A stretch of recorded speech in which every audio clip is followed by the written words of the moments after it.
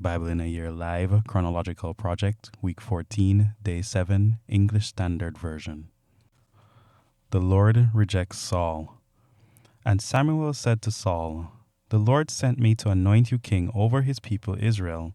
Now therefore listen to the words of the Lord.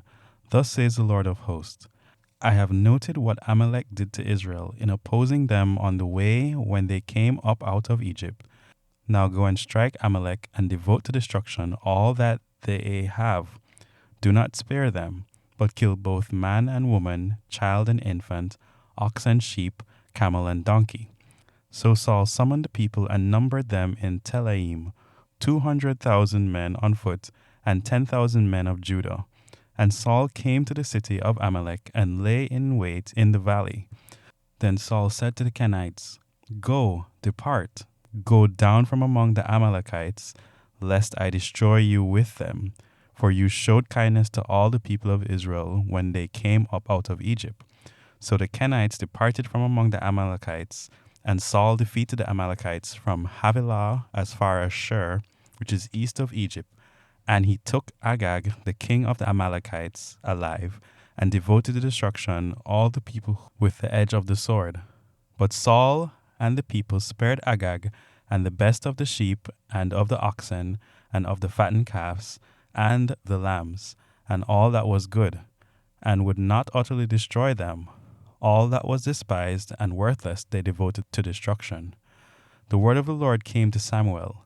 "I regret that I have made Saul king, for he has turned back from following me and has not performed my commandments."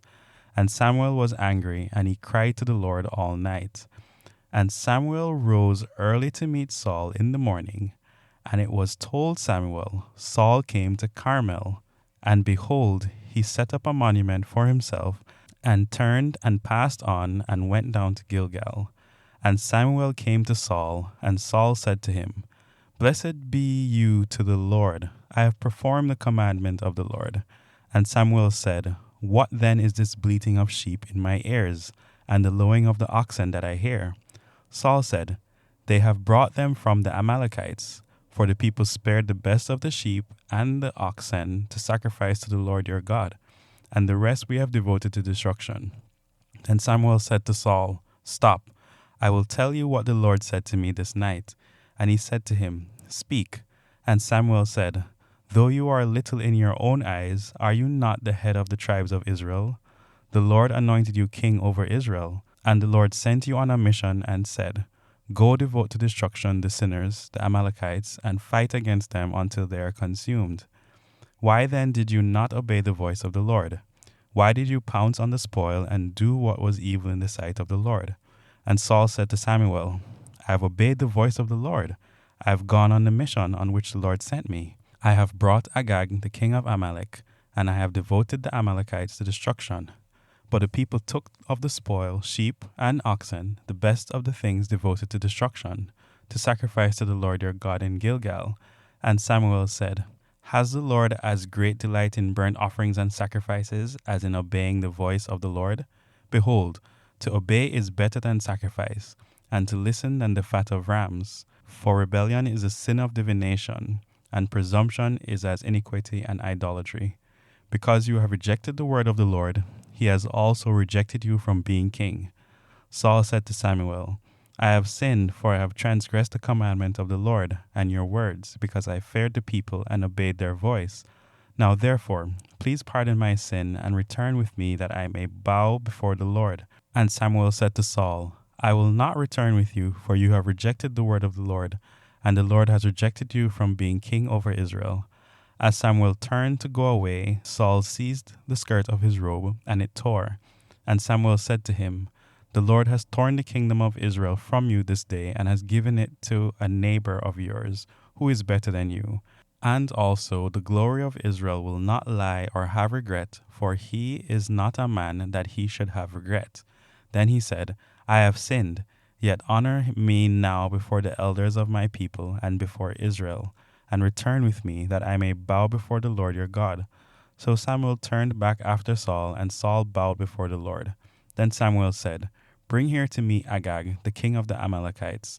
And Agag came to him cheerfully. Agag said, Surely the bitterness of death is past. And Samuel said, As your sword has made women childless, so shall your mother be childless among women. And Samuel hacked Agag to pieces before the Lord in Gilgal. Then Samuel went to Ramah, and Saul went up to his house in Gibeah of Saul. And Samuel did not see Saul again until the day of his death. But Samuel grieved over Saul, and the Lord regretted that he had made Saul king over Israel. David anointed king. The Lord said to Samuel, How long will you grieve over Saul, since I have rejected him from being king over Israel? Fill your horn with oil, and go. I will send you to Jesse the Bethlehemite, for I have provided for myself a king from among his sons. And Samuel said, How can I go? If Saul hears it, he will kill me. And the Lord said, Take a heifer with you, and say, I have come to sacrifice to the Lord. And invite Jesse to the sacrifice, and I will show you what you shall do. And you shall anoint for me him whom I declare to you. Samuel did what the Lord commanded, and came to Bethlehem. The elders of the city came to meet him, trembling, and said, Do you come peaceably? And he said, Peaceably. I have come to sacrifice to the Lord. Consecrate yourselves, and come with me to the sacrifice. And he consecrated Jesse and his sons, and invited them to the sacrifice. When they came, he looked on Eliab, and thought, Surely the Lord's anointed is before him. But the Lord said to Samuel, Do not look on his appearance, or on the height of his stature, because I have rejected him. For the Lord sees not as a man sees. Man looks on the outward appearance, but the Lord looks on the heart. Then Jesse called Amminadab, and made him pass before Samuel. And he said, Neither has the Lord chosen this one. Then Jesse made Shammah pass by. And he said, Neither has the Lord chosen this one. And Jesse made 7 of his sons pass before Samuel. And Samuel said to Jesse, The Lord has not chosen these. Then Samuel said to Jesse, Are all your sons here? And he said, There remains yet the youngest, but behold, he is keeping the sheep. And Samuel said to Jesse, Send and get him, for we will not sit down till he comes here. And he sent and brought him in. Now he was ruddy, and had beautiful eyes, and was handsome. And the Lord said, Arise, anoint him, for this is he. Then Samuel took the horn of oil, and anointed him in the midst of his brothers. And the Spirit of the Lord rushed upon David from that day forward. And Samuel rose up and went to Ramah. David in Saul's service. Now the Spirit of the Lord departed from Saul, and a harmful spirit from the Lord tormented him. And Saul's servants said to him, Behold, now a harmful spirit from God is tormenting you. Let our Lord now command your servants who are before you to seek out a man who is skillful in playing the lyre. And when the harmful spirit from God is upon you, he will play it, and you will be well. So Saul said to his servants, Provide for me a man who can play well, and bring him to me. One of the young men answered, Behold, I have seen a son of Jesse the Bethlehemite, who is skillful in playing, a man of valor, a man of war, prudent in speech, and a man of good presence. And the Lord is with him. Therefore Saul sent messengers to Jesse and said, Send me David your son, who is with the sheep. And Jesse took a donkey laden with bread, and a skin of wine, and a young goat, and sent them by David his son to Saul. And David came to Saul, and entered his service, and Saul loved him greatly, and he became his armor-bearer. And Saul sent to Jesse, saying, Let David remain in my service, for he has found favor in my sight. And whenever the harmful spirit from God was upon Saul, David took the lyre and played it with his hand. So Saul was refreshed and was well, and the harmful spirit departed from him.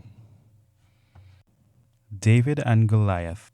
Now the Philistines gathered their armies for battle, and they were gathered at Socoh, which belongs to Judah, and encamped between Socoh and Azekah, in Ephes Dammim. And Saul and the men of Israel were gathered and encamped in the valley of Elah, and drew up in the line of battle against the Philistines. And the Philistines stood on the mountain on the one side, and the Israelites stood on the mountain on the other side, with a valley between them. And there came out from the camp of the Philistines a champion named Goliath of Gath, whose height was 6 cubits and a span. He had a helmet of bronze on his head, and he was armed with a coat of mail, and the weight of the coat was 5,000 shekels of bronze. And he had bronze armor on his legs, and a javelin of bronze slung between his shoulders. The shaft of his spear was like a weaver's beam, and his spear had weighed 600 shekels of iron, and his shield bearer went before him. He stood and shouted to the ranks of Israel, Why have you come out to draw up for battle? Am I not a Philistine? And are you not servants of Saul? Choose a man for yourselves, and let him come down to me. If he is able to fight with me and kill me, then we will be your servants. But if I prevail against him and kill him, then you shall be our servants, and serve us. And the Philistines said, I defy the ranks of Israel this day. Give me a man that we may fight together. When Saul and all Israel heard these words of the Philistine, they were dismayed and greatly afraid. Now David was the son of an Ephrathite of Bethlehem in Judah, named Jesse, who had 8 sons. In the days of Saul, the man was already old and advanced in years. The 3 oldest sons of Jesse had followed Saul to the battle, and the names of his 3 sons who went into battle were Eliab the firstborn, and next to him Abinadab, and the third Shammah. David was the youngest. The 3 eldest followed Saul, but David went back and forth from Saul to feed his father's sheep at Bethlehem. For 40 days the Philistine came forward and took his stand, morning and evening. And Jesse said to David his son, Take for your brothers an ephah of this parched grain, and these 10 loaves, and carry them quickly to the camp for your brothers. Also take these 10 cheeses to the commander of their 1,000. See if your brothers are well, and bring some token from them. Now Saul and they and all the men of Israel were in the valley of Elah, fighting with the Philistines. And David rose early in the morning, and left the sheep with a keeper, and took the provisions, and went, as Jesse had commanded him.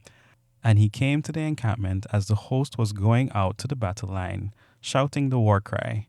And Israel and the Philistines drew up for battle, army against army.